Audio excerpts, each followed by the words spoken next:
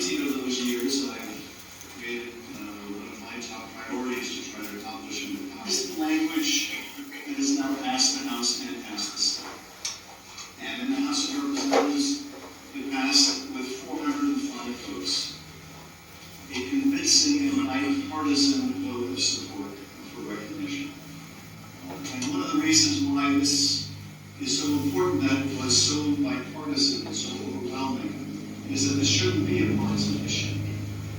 The facts of history are the facts of history. They will not be denied. Liar! And so, Liar! I'm grateful. You're a liar! In jail. You're guilty of criminal. You're a liar! Don't impeach! Don't impeach! Liar!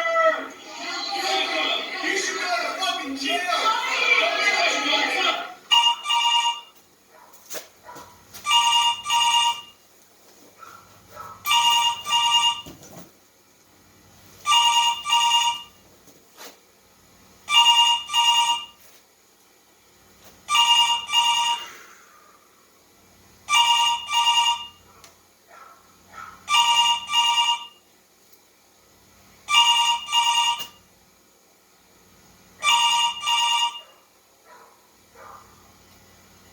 OutPost 13.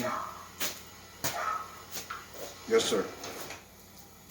Hang on just a second, sir.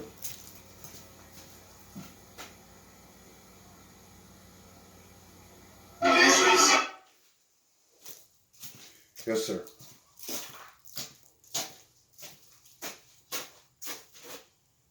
Well, am I the only one, sir? Isn't there somebody else with some on-camera experience that knows this story? I just feel I might not be qualified. Yes, sir. I understand. Utmost priority. Thank you, sir.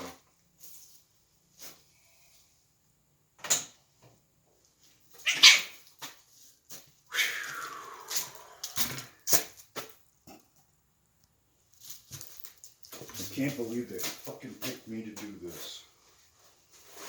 There's gotta be somebody else. Utmost priority indeed. Utmost priority is being out there. I'm the only one in the company, he says. So be it.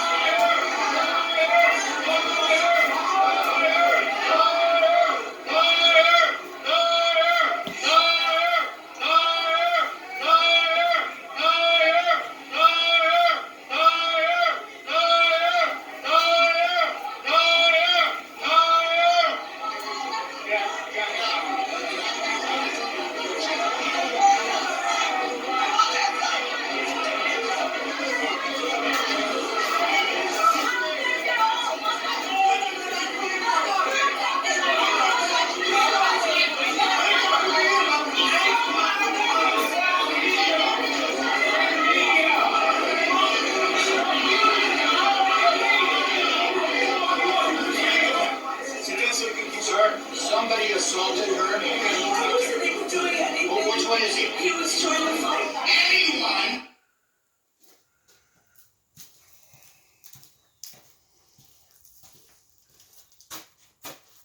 How do I even begin?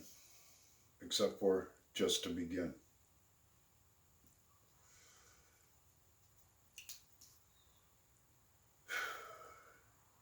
It all started coming undone in late 2019. Little did people realize just how significant the Obama administration Ukraine connection really was. It was like opening a can of worms, or better yet, kicking over a bucket of snakes.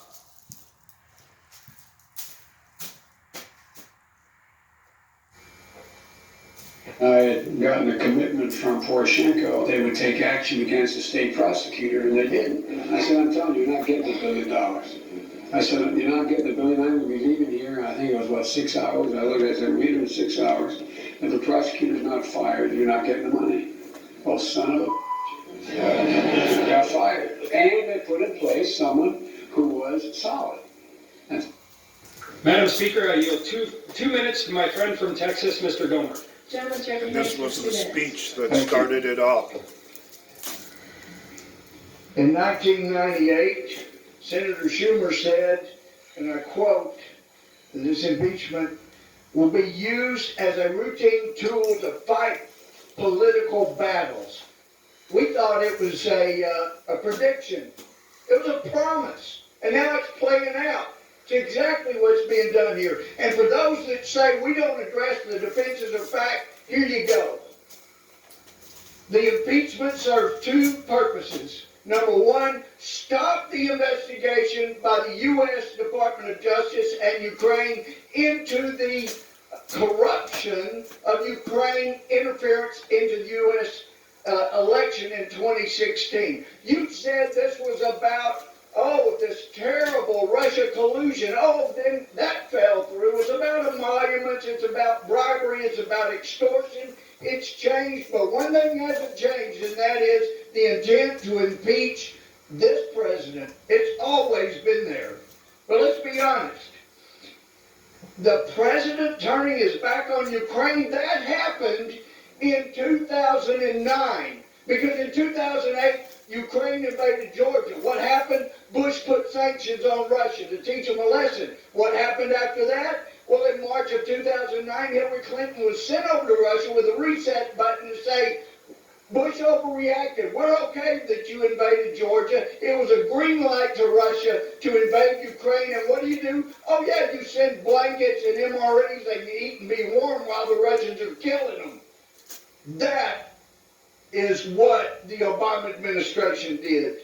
This is a travesty, and we're in big trouble because Schumer was right. Now, it's lowered even farther, the bar. It will be used for political battles, and this country's end is now inside. I hope I don't live to see it. This is an outrage. I yield back. December the 18th, a day that shall live in infamy for those who are live long enough to survive it.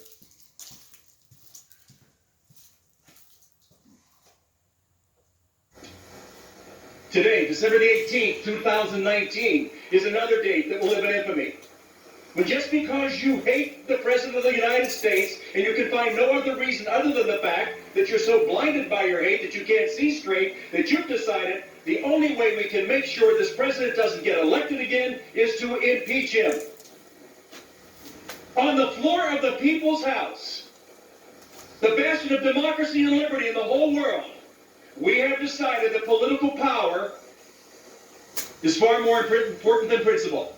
I would urge all members of the House to vote no on impeachment and to look their voters in the eye and remember. Listen, let me tell you, the voters will remember next November what you're doing this December. This is a terrible time. This is a date that will live in infamy.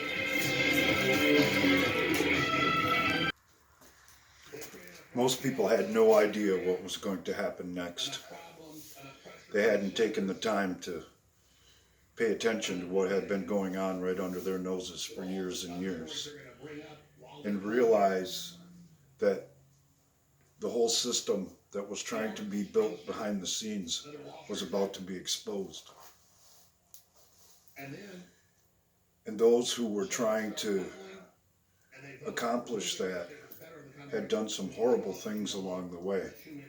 And they had determined that there was no way, shape, or form that they were ever going to let their misdeeds and crimes be exposed to the American public and the world for that fact. So they did what they always do. And the majority, or at least a good portion of the American public in the world bought it. They blamed Donald Trump, a man who had been sent to Washington to undo it all and drain the swamp, as they called it. They blamed everything that they had done themselves on him in an attempt to deflect blame and try and give them a way out and still establish what they had been trying to accomplish.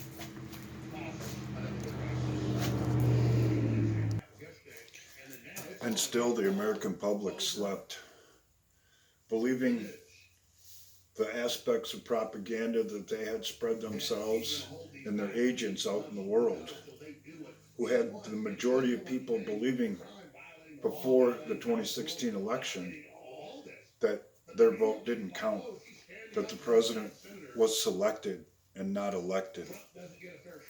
When the events that unfolded after that proved differently.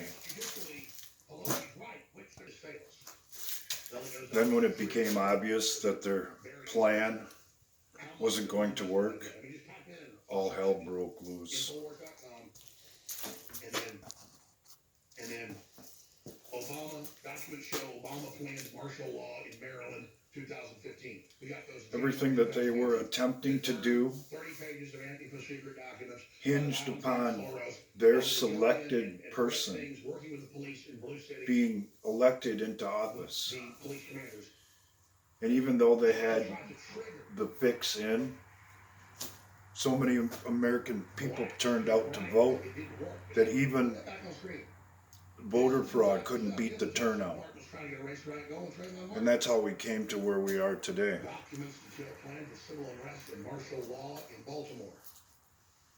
This had been planned long ago.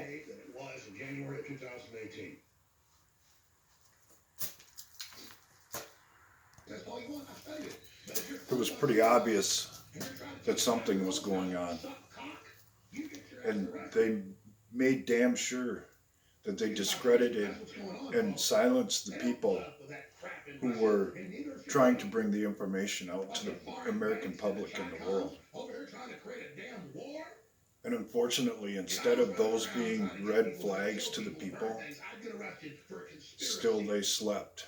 Still they were afraid to act and doing what they'd always been conditioned to do.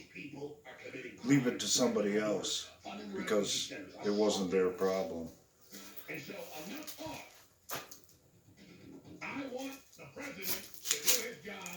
They should have mobilized the military right then on the 18th of December.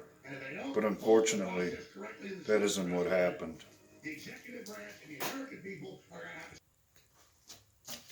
Report. Hold the line. Get the women and children in the bunker. I'll be up there as soon as I can. I'm under orders to finish what I'm doing right now. Hold, hold, hold. That's the order of the day.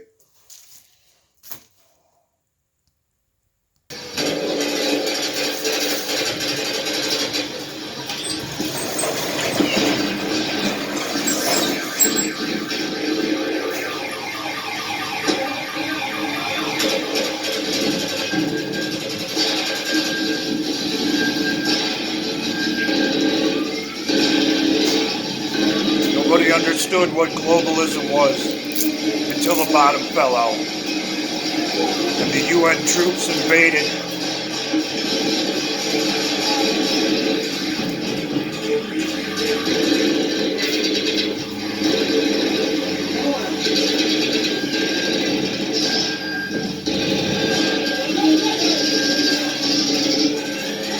At first, the people didn't want to believe.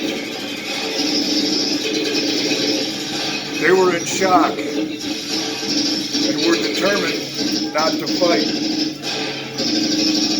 That was until they started witnessing and hearing about their friends and neighbors being executed in the streets.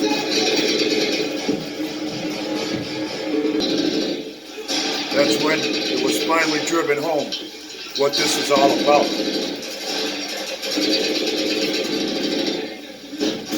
what's really at stake.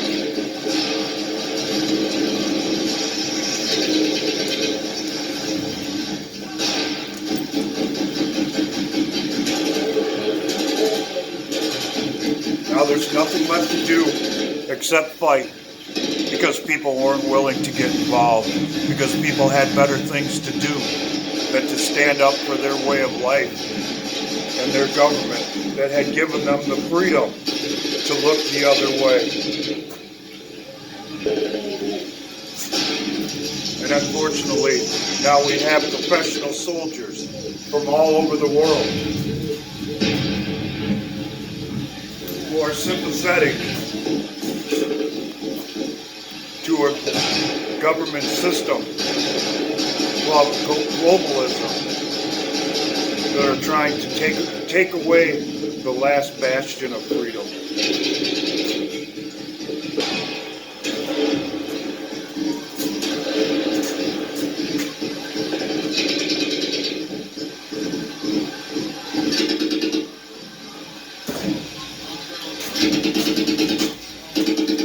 And here's the cold hard reality of the world we live in today.